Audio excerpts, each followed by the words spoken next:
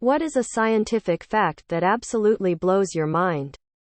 There are actually blood vessels obstructing light from reaching certain areas in your eye, effectively creating a shadow. Your brain filters this out and essentially fills in the gaps so you don't actually see this spiderweb-like network of black lines.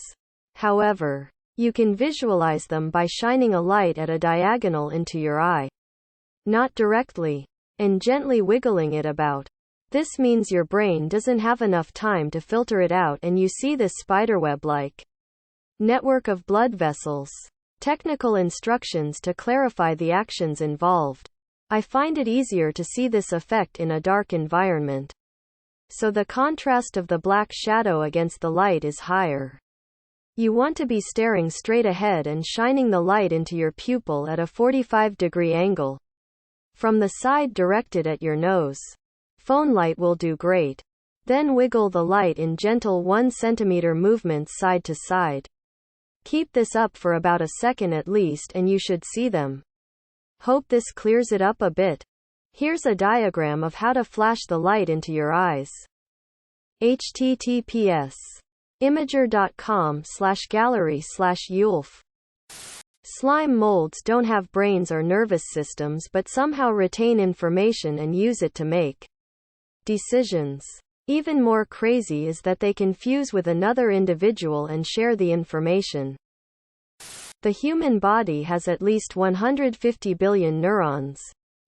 If you put one of every animal in a bag and then pick one out, you have a 1/5 chance in picking a beetle. There are 8 times as many atoms in a teaspoonful of water as there are teaspoonfuls of water in the Atlantic Ocean. Caterpillars basically dissolve into liquid in the cocoon. The only thing left are the so-called imaginal discs. Groups of cells that contain all the information and the mechanism to turn that soup into the various body parts of a butterfly. The same applies for other insects. What are the essential films everyone should see at least once? Found another BuzzFeed article writer. 12 Angry Men. The Iron Giant. Not for any reason other than it's my favorite movie. Also, Alien because it's awesome. John Carpenter's The Thing. The Truman Show. Shawshank Redemption. What did you learn at an embarrassingly late age?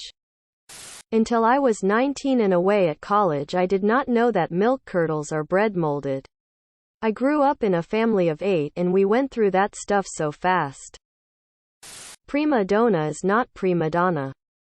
Fruit Loops are all the same flavor. I was 27. And I still remember the shock of finding out Toucan Sam had been lying to me my whole life. https www.reddit.com/r/tfu/comments/ss9ah/tfu_by_thinking_to_shower_with/ UTM_medium equals Android_app and UTM_source equals share. This guy learned not to wear socks in the shower.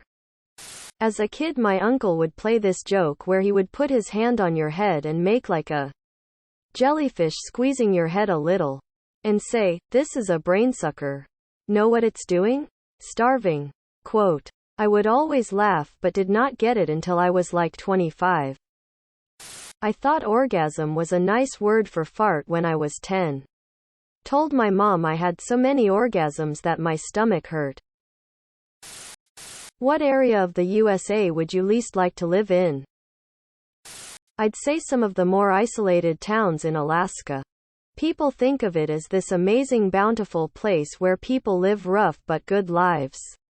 But the reality is there are a lot of places where a faltering fishing business or logging barely keep a town alive. In those places crime and alcoholism are extremely bad. And you can't just leave. If you live in Detroit and really want, you can scrounge $30 and get on a bus to Fargo, ND, or somewhere similar where there's high demand for employees. If you live in northern Alaska, you can't just do that. There's no easy way to leave, and trips out by plane are expensive. I had a professor in college from one of those towns, and she only got out because she got lucky. When her dad died and she sold all his stuff to pay for a trip to Anchorage and a dorm at the university there. She said basically everyone there was an alcoholic from about the age of 12. It was common to see children brought into the clinic there with alcohol poisoning or drugs and die from it because their parents were too drunk or high to realize they were into their alcohol, or they had ate the stuff mommy was snorting left on the table when she passed out. There's some grim fucking places up there. I have no personal grudge against these places and bear no ill will to the people who live there. But Reddit has taught me to stay away from Flint, Michigan, and Gary, Indiana. Nothing against the people that live there, but Alaska. Maybe nice to visit, but too cold and too isolated for me to ever move to anywhere cold. The amount of metal in my leg does not appreciate it, which is unfortunate, because I want to move home to Minnesota. I'm a bit worried about the Southwest's future due to all the water shortages. Bakersfield or Oildale? What is a wrong or false memory from childhood that you recall vividly but it couldn't have happened that way? So this one is actually pretty strange. When I was a kid, I was sledding with my friends at their house. They had a barn near the hill. I distinctly remember my friend Jake sledding, hitting some kind of bump and kind of doing a sharp turn that led to him smacking directly into the barn. I remember him crying and bleeding. However, despite my vivid memories of this happening to him, I am told it happened to me. I have scar above my eyebrow and everything. But I remember nothing of it. I remember only it happening to him. But it did not happen to him. It happened to me. Evidence points to it, but I can still see it happening to him. I have no memory of it happening to me. I must have been 5 years old or 6. Mom was asking me to go to bed at night. I didn't want to, so I just thought that I'll lie down, close my eyes for a second, and it'll be morning when I open my eyes. And that's what I remember happening. Elle lay down straight on my back. Literally just blinked. And it was morning and I was in the same position. Jumped out of bed all excited about what I'd done. Lol. I'm 31 now. And I've thought about this quite often. Only explanation I can think is that I legit just crashed the moment I closed my eyes. And stayed in the position 'cause I was a kid and would have been exhausted or something. Or maybe 'cause I was a kid and my memory is falsely recalling what I wanted to remember. Some evenings, my mom would rush to close all the windows of the house and she would tell us to do it too. It was always absolute chaos as she scrambled to all the windows while yelling at us, "Close the windows. Close them all. Hurry." Quote, "It was to keep the ghosts out." Or so I recall. But it was most likely 'cause there was dengue, and whenever the cases started to rise, people would start fogging to deal with it, and Mum was just preventing the chemicals and mozzies from flying into our home. But in my mind, it's still 'cause we were trying to keep the ghosts out, lol. I have pretty bad intrusive thoughts thanks to my OCD. But as a child I was convinced that some of mine were 100% real. A recurring thought I had when I was about 7 is that this evil mummy was going to come out of my Nintendo DS and kill my family if I got up to pee in the middle of the night and didn't physically check if they were alive. I had to walk down the hall and gently knock on my parents' door every single night it happened. And could only go back to bed if I got a response.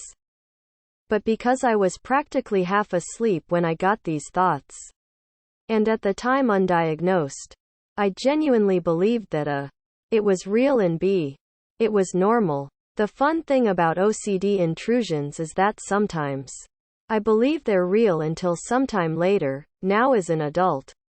It's immediately after I shake the thought. As a child, not having any coping strategies, I could live with them for ages. Back then in my head these intrusions had sort of a hazy feeling to them. Imagine if you threw a big white sheet over a memory. You know it's there, but it's hidden and no one has ever thought to look under the sheet. There's no reason to do that. So we didn't talk about it. Not once did the idea of a monster murdering us come up in conversation until years later. When getting diagnosed lol. This intrusion went on for months until it eventually faded. But the span of time between them happening and me talking about it with someone, I wholeheartedly thought that it was a real thing. Little me just happily accepted that I saved my family's life on the regular. I did not. I just annoyed them. Sorry, Mom. It's hard to explain because I know the dates are correct. But I just can't wrap my head around how it's possible. I was 8 years old. On April 26, 1986, my mom passed away. The same day Chernobyl happened.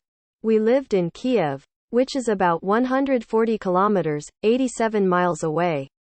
As everyone knows, it took a while for the government to make it public. We actually found out from our relatives in the US about it. That summer all the kids in the city got evacuated to summer camps on the Black Sea. But I could swear that when we got back from the camp my mom was still alive. And I can't understand why I would think that. My sister and I were at the same camp, but in different troops since she's older. So I didn't see her every day. But I don't remember that we were in like mourning when we were at camp. And that's very strange since it was such a recent event. When we returned to the city, I remember getting a table hockey game as a gift because my birthday was during the evacuation. That I had pinworms when I was 4 or 5. I remembered my parents aiding me as I was crying. Then years later, now a teenager, I brought up the incident during a conversation with my parents and they were confused. They told me I never had pinworms. Ever. But my older sister did. It's crazy because everything from that was clear as day to me. Even the worms on my butt. And it was all in my perspective. Subscribe, my brothers.